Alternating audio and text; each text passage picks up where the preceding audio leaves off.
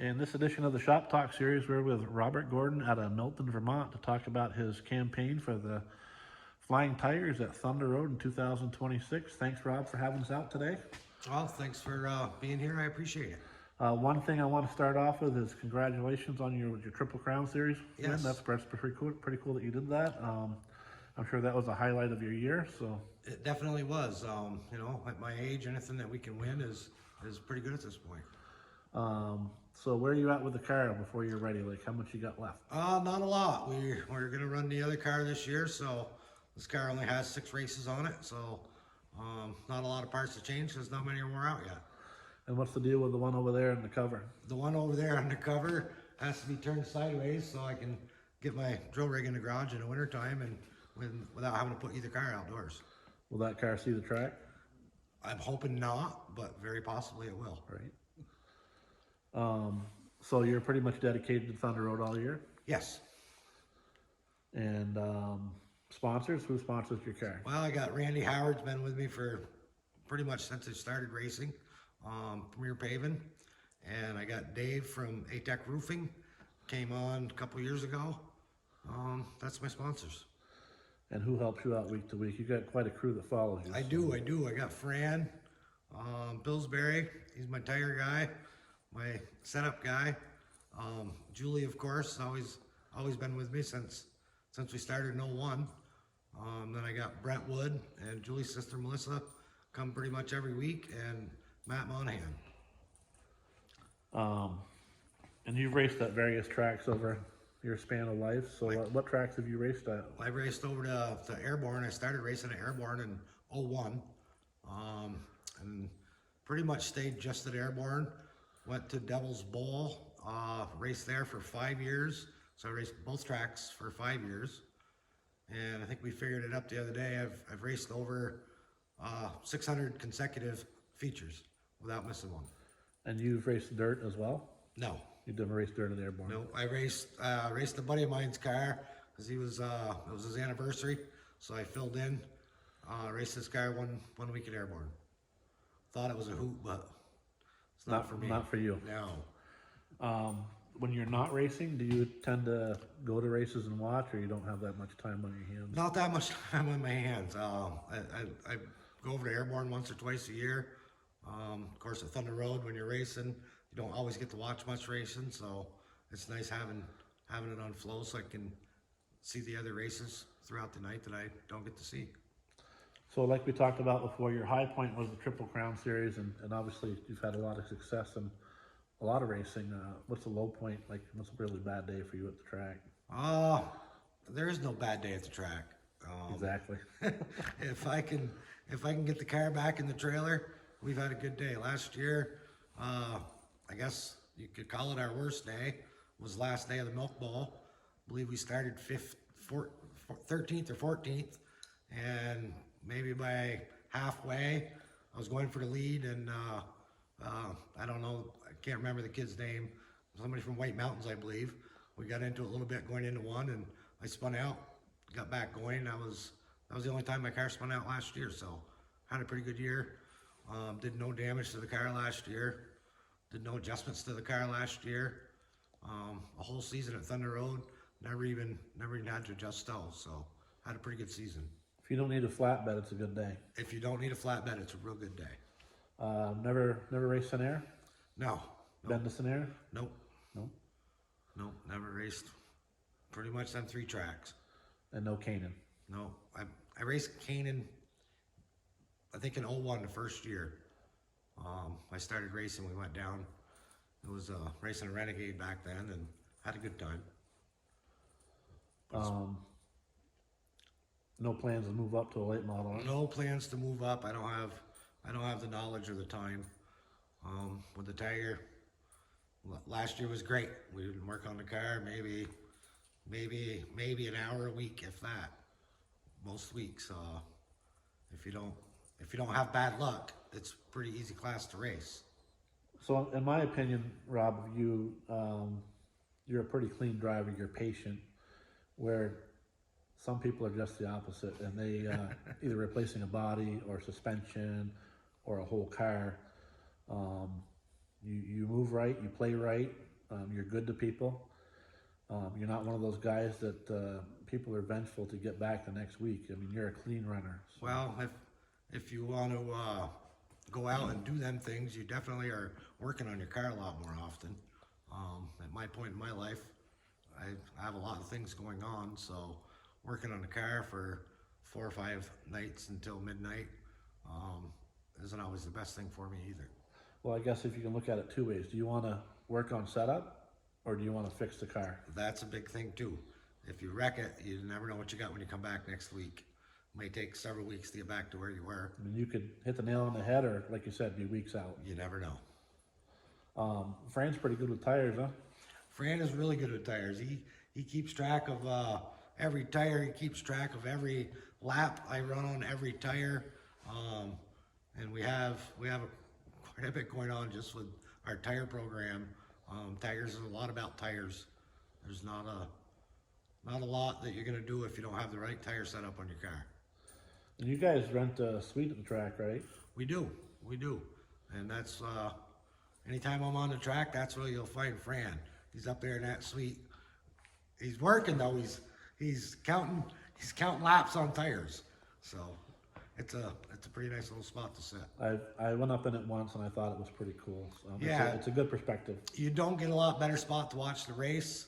You know, when you're looking out the window, you're looking right down at the start-finish line. You can see the whole track. I think the track has done a great job with the tower and the suites, all the upgrades they've made there. It's really done a good job since they took the track over. Plus, you got a TV in there for replays through any STN or Flow There's or a whatever. TV in there, there's AC in there, there's heat in there. When it rains, it's dry in there. It's some days I almost don't want to be down in the pits. I want to be up in the suite watching. I really hate you for saying that. So.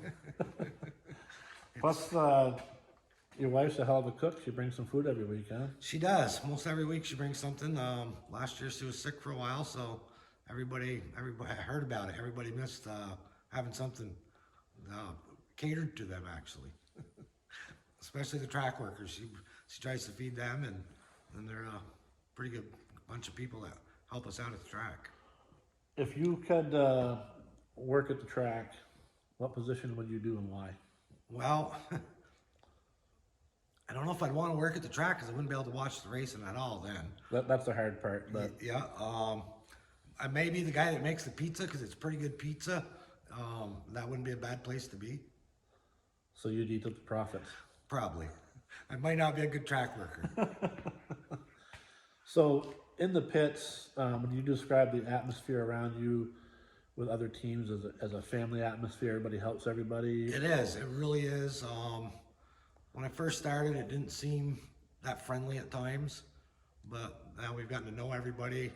I walk around, I'll talk to anybody, I don't care. You know, we got in it last week and we spun out, that was last week. This week's a new week. On a short track, things are gonna happen. You're gonna beat, you're gonna bang, you're gonna think somebody wronged you. I try not to say anything the day of the race because I've done that before and then I go back and watch the video and I was the one that was wrong. So I try not to get too excited when something happens. We're all there to have a good time and it's hard to keep that in mind some days when you're out there and things don't go your way, but that's what it's all about, is going there and having a good time. Well, that's a good mindset because if you carry over that grudge from the week before, you're going to carry it over all year and it's never going to end. So. You're gonna have more than one bad night that way. Yep. And you already set the precedence of going into that following week that's going to suck. Right. You know? So, yeah, if it's gonna suck, I'm not going to the track. Right. You're there to have fun. I'm there to have fun, that's all we do. And you guys seem like you have a lot of fun every week. We do, we really do. If we didn't, I probably would stop doing it. I mean,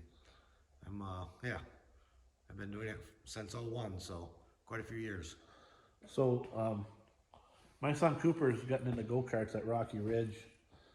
And at some point, he's going to be that guy kicking your ass when he gets older. So. Well, that'd be great because we need more people like that. He's just starting out, so I think eventually he will move up to a class of one way or the other, whether it's Warriors or Street Stocks. But, you know, like they always say, between Dave Moody and Aaron, the Tigers, pound for pound, dollar for dollar, is the most competitive division in America, and I think it is. I think it is. There used to be 8, 10 cars that could win a race on any night. Now I believe there's 15 or more. especially with the handicap system. You happen to have a good night. Doesn't matter who you are, you can end up ahead. So Tigers only run 2 segments for the Milk Bowl. I would like to see it be 3. Well, is that what you were going to say? No, that's what I was going to say. But Oh. we'll go there as well. But so going into that race, your mindset is to run easy, run hard. I mean, you're running a second segment, so that changes everything for you. Nah, not really. I race every race to get everything I can get. I don't sandbag, as you would say, to try to get a better start. It doesn't really. I didn't add say up for that. You said points. that. Doesn't really add up for points that way. Right. So every time I get on the track, I go out to do the best I can do. So if you win that first segment and you start out back, it's balls to the walls. Yeah, you can start last. You got plenty of cars you can pass if you're good enough. Right. Which is truthfully more fun than starting on the pole. So what do you think? I don't know if it'll happen. What do you think of 3 segments in the Tigers? I think it'd be a great idea. We seem to have enough cars running at the end of the race. You know, if we did 2 segments and there was only 8 or 10 cars left, then I'd say maybe that wouldn't be a good idea, because by the end of the 3rd segment, there'd only be 4 cars. Nobody wants to see that. Nobody wants to race like that. Right. But I think we have enough car count. Hopefully we have a good car count again this year. The new Johnson chassis, we'll see how that adds up.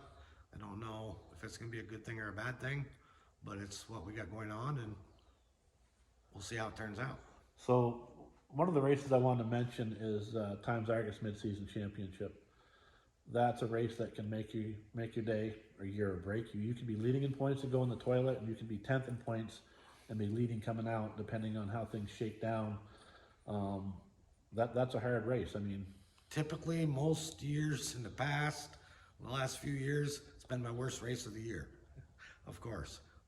Last year, I think we did halfway decent, and it showed in points. I finished better in points last year at Thunder Road than I've finished down there since I started racing. I won a race last year. Yeah, hopefully we're getting it. We made a couple changes to the car the year before. They really seem to work, so we're gonna go back with it exactly like it was last year. I know a lot of guys put the Johnson clips on this year, or they bought Johnson chassis. They've moved a lot of parts on the car around, and I've done absolutely nothing. So we'll see if them cars, if these cars can still compete with the new chassis. I don't know a whole lot about them, but with the anticipation of what they'll possibly do, it could be adding weight to those cars or giving you guys more, but we don't know. It's unknown going in what they'll do. So. Correct. You got to do something. The 85 chassis and 86 chassis are getting harder to find. I just, hope it works out for the best. We don't really need to lose cars. If both my cars have never been wrecked, neither one of them, as far as any kind of frame or cage damage or anything like that. And there's a lot of cars out there like this. So I just don't know if everybody could afford a new chassis if it comes down to it, but I think the track and Chuck will monitor that pretty well and keep a handle on it, so we all can race and be competitive. So we spoke a little bit about Milk Bowl. Is there a specific race throughout the year that is one of your favorite races? Well, definitely the Milk Bowl is. I always seem to do pretty good on the 4th of July races, which is great because the 4th of July races, there's a packed house, fireworks, it's nothing to see probably 8,000-10,000 people at the track, and a lot more watching on the Flow program also. So with this new series coming in for video, NESTN plus Flow, it has a huge following. Either people have moved away or they're physically not able to go to the track because of an illness or whatever. Worldwide, really, their audience has gotten huge. I think that's a good thing because not everybody can get to the track. No, for a small track up here in Vermont, on a Thursday night, I believe Scott, the race director, comes up with stats every once in a while, like 80,000 people watched on Flow the week before. That's a lot of people. You get a lot of major league sports that don't have 80,000 people sitting in the stands, and they're on national TV. So it's a pretty good number. Like I said, a lot of that's to do with the way the track is ran, keeping it up, keeping the classes fair and even. It makes a big difference on the amount of people that want to come and participate at that track. Not that Thunder Road has the room for 80,000 people, but can you imagine? I could. Can you imagine it would be hanging off the trees, you know? So, Right. 50-50, 20 grand. Right, right, right. Which is, I mean, the 50/50s are higher there than any place I ever see. Who's that sneaking by? That's right. Oh, we got the flip off. That's the main, that's the main tire changer and crew person running around the shop. Anything else you want to add before we wrap up for the day? No, I think that's about it. Capital Concrete, I'd like to thank them for sponsoring you, for doing this for the racers, and yeah, that's about it. Well, we're looking forward to see you on the track in 2026. Good luck this year. I'll be there hopefully every week. Thank you.